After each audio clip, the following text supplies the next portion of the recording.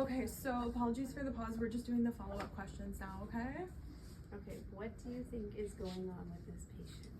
So based on my findings and everything that the patient came in with, I would suspect that there's potentially a meningitis or septic infection at this moment.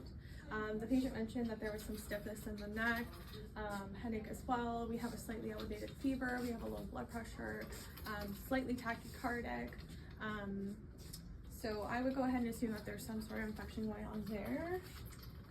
And what are 2 other nursing interventions that may be required for this patient and why? Okay, so nursing interventions, obviously pain is my #1 priority as a nurse, so I'm going to try and make my client as comfortable as possible, whether that is, helping reposition at this time, advocating for some pain management, maybe a cold compress for the head, and obviously pushing fluids because we have some hypotension.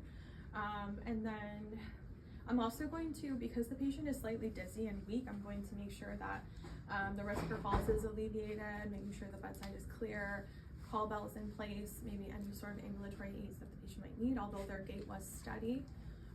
And then my last question, sorry. What are 2 physician orders that you may expect for this patient and why? So physician orders, I'm going to expect the doctor to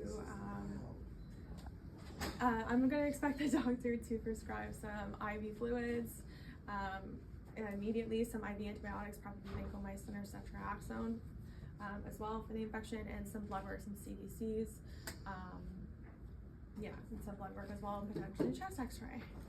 And yeah, thanks.